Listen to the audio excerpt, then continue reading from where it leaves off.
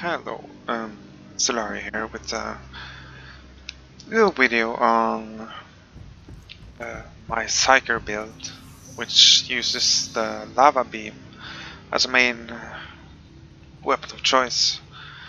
This build has pretty good clear speed, and I can pretty easily go 300 to 400 power rating above my current without that much of a gear really. As you can see here, I mostly have some greens and some purples. No powerful relics at all, that supplements the build.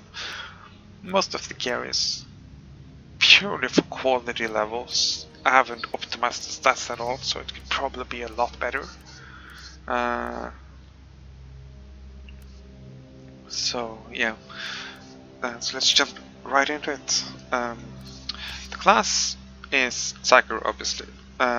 Myself, I'm Eddie Walker, because me and our friend we just picked. He picked Empirionist, I picked Eddie Walker, and we tested out some builds. And we found out that starting with the Empirionist is the best because we figured the build I was testing first wasn't that much effective, so we both switched to Molten Beam build. And as Empirionist, you start with Molten Beam from like level 1, which is good.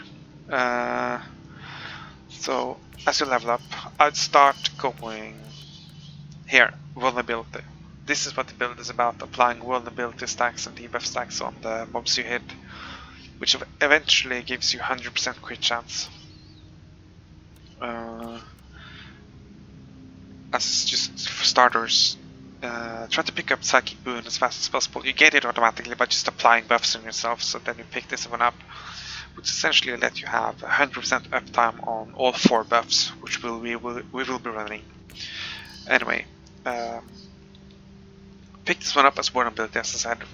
It's the first rune you're gonna use on the Molten Beam. I'll go over the Psychic powers a bit later. Next up, we'll go into here to pick up damage boost. You can apply this to most of our buffs, which gives us a 10% damage buff as long as the buff is up, which is good.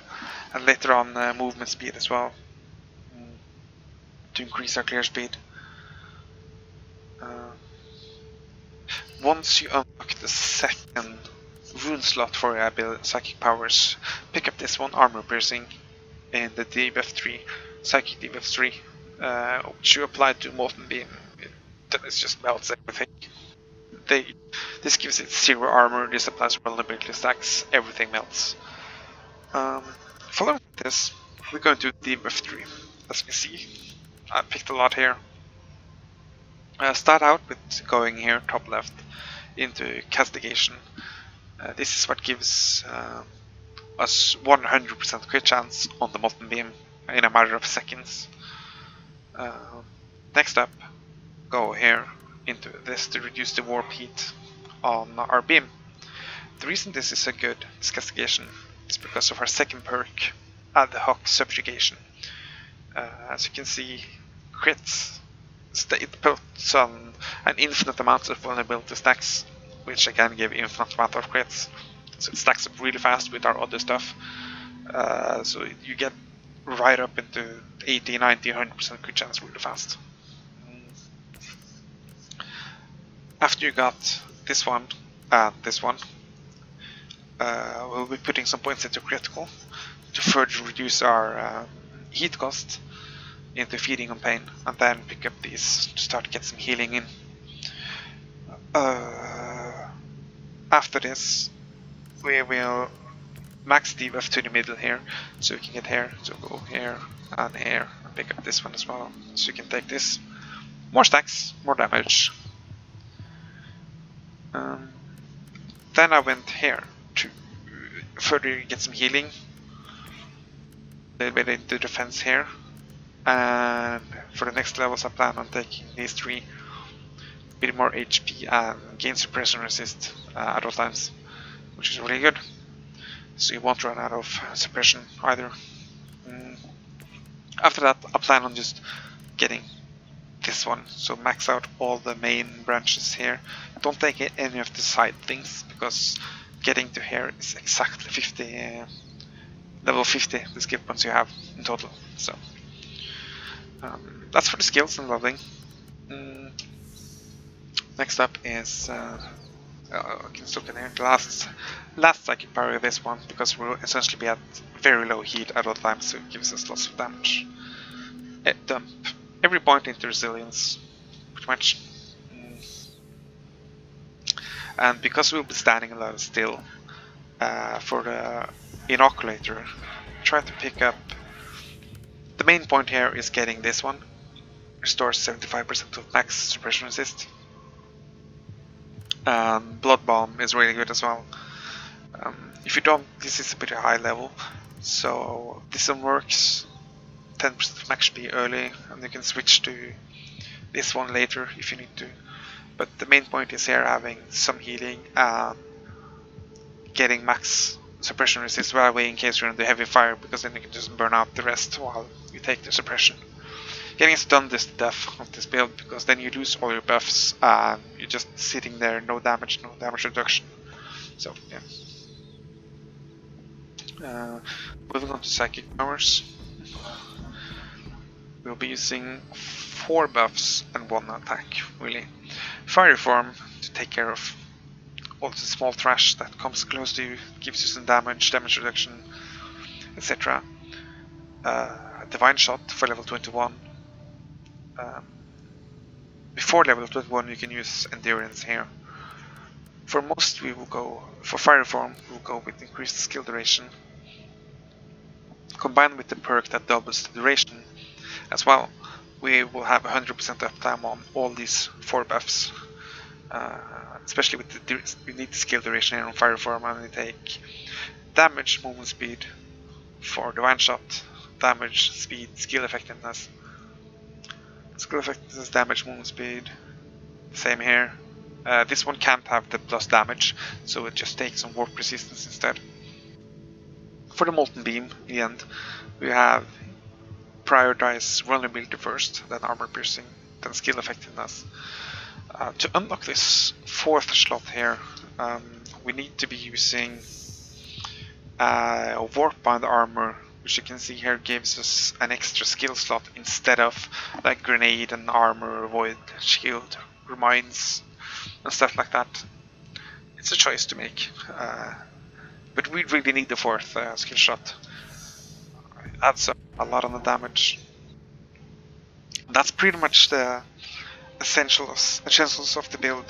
This one is the thing that makes it all goes around, because each critical hits, infinite stacking, gain more crit, gain more healing, gain less warp heat gained, which means more healing again, and more suppression resist as you hit from all the skills. Just makes everything go around. So once you hit level 15 is when things really take off.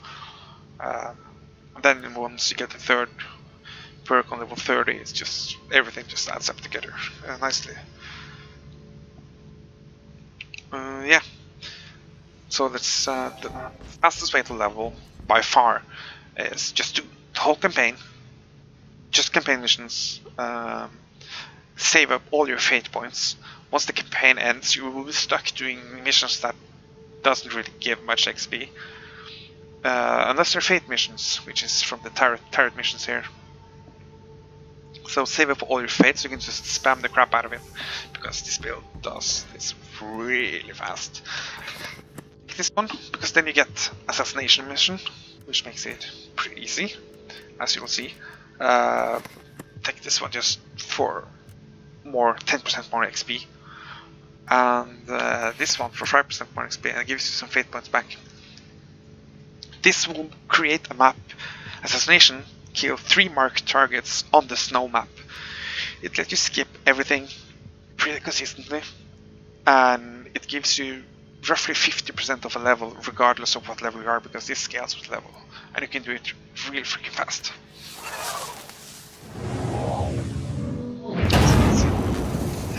The weakness of this build is cover. Molten Beam can't hit things behind cover, so that's why we go with the Pyrokinetic Staff, which gives us an option to hit things behind cover, which we'll see here about now.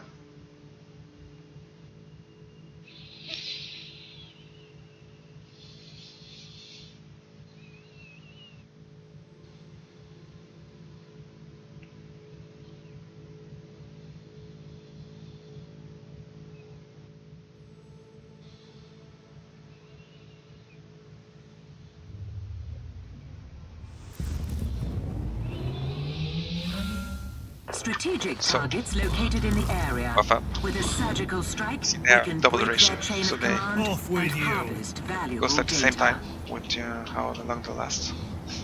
Quick look at the map. We have some targets here. Just run straight on, really. I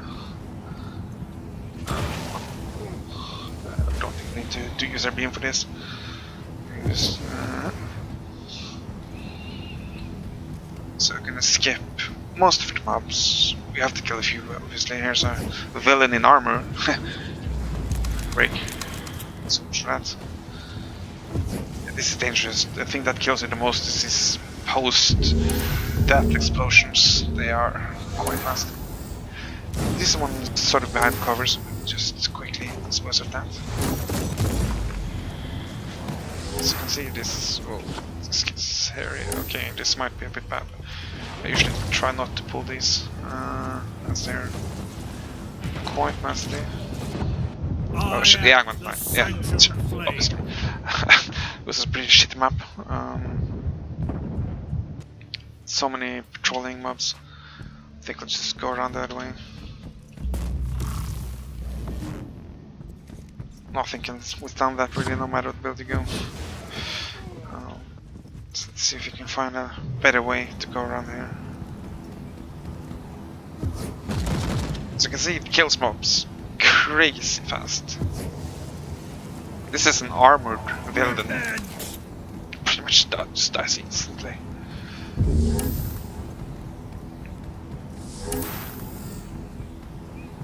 we go.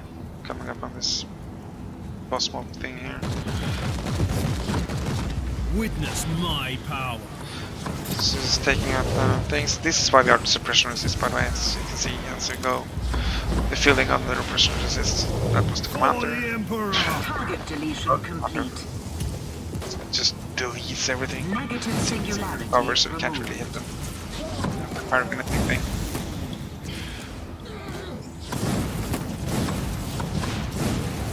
And also just to be. As you can see, we gain a lot of health back just buffing up.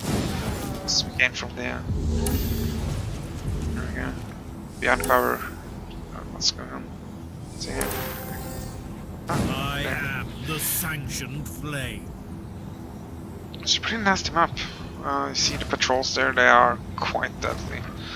But well, this is probably the worst flame map I had. This is usually pretty easy, the way these things are. Yeah, this is gonna be better. Yeah. Man, what the hell is up with this?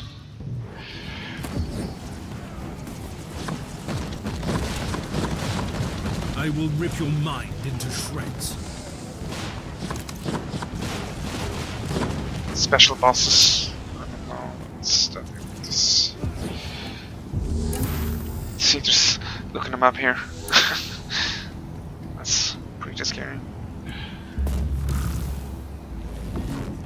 Remember, this is like quite high above my gear level, and it's still just a bit careful here. Don't pull everything. You can all just run ahead as well. It's pretty fast. Wow, look at this. Ah. It's unfortunate. No point in taking more risk. I suggest you make only one more attempt. This is a really bad map.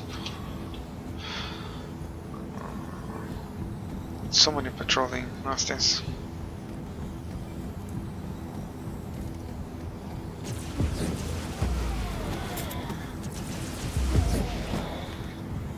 See, I lose all my buffs, but that's... I can still kill some stuff.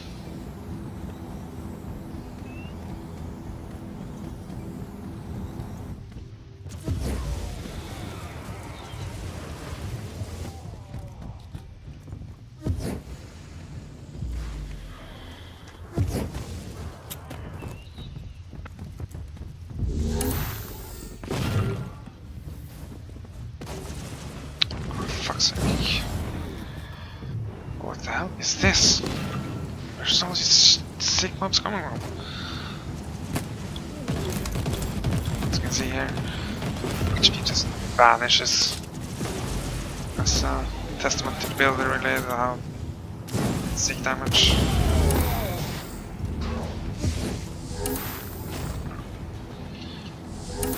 I think it's because of the current world event. These mobs haven't been here before. I don't know. Just need to be a bit more careful than usual.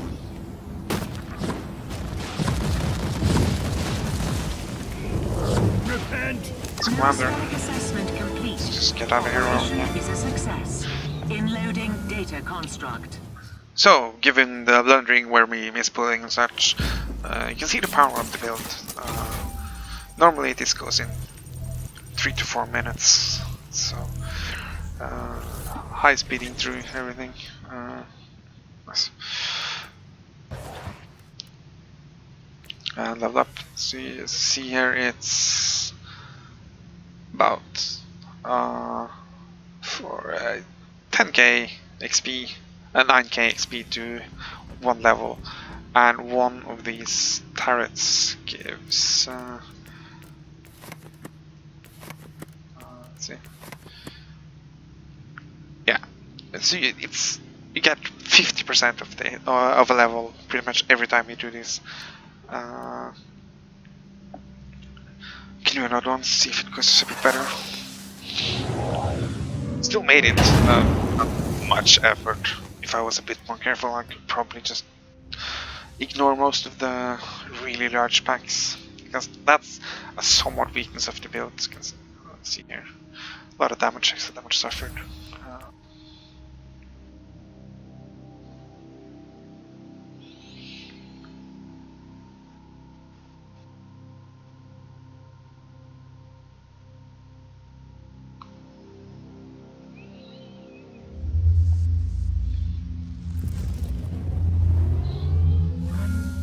Priority purge protocols initiated and being observed. Noospheric data streams See here, there's thrice just encrypted and set to 4 of them, and they're optimal flow. much spread out, so I can Good just avoid hunting. all of them and run straight to the points, which should make this mission a lot easier. As I said, that one was a bit extreme. This is more normal, so you can just run straight past with our high movement speed. No need to worry about all the mobs. Psyker villain in armor. Die, heretic! Just avoid the. They usually detonate based on death. So. Perish, Bill! Negative singularity removed. Just ignoring everything, really. If you need to move, just move into them or Witness get out the with glory of the Emperor! stuff. So buff up again. Move on to the one over here.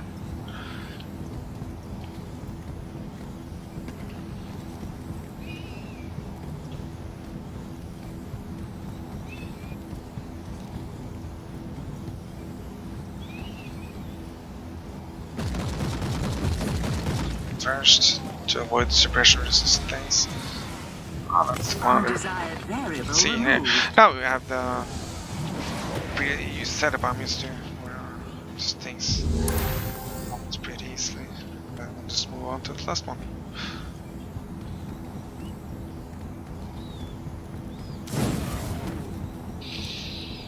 And this is all with mostly green or bad gear, so to say.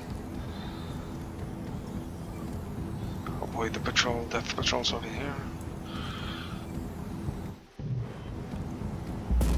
Buff up again. Yes, we'll speed the buff up, so just apply the buffs again, whatever you need to. Man, he was Die, stanky. heretic! There we go. Enemy command structure collapsing. Praise the Deus Mechanicus. That's it. How long did that take? That was pretty fast. So the reason I did their duration 2.5 minutes. So I essentially gained half a level in 2.5 minutes, which means 1 level every 5 minutes. If you have saved up your fate points. So that's the guide. Let me know in the comments if you have any questions about the guide or anything like that. Of course, I get a relic that I can't use. This is where I use the book, so I need the extra slot, obviously. Well, and thanks for watching.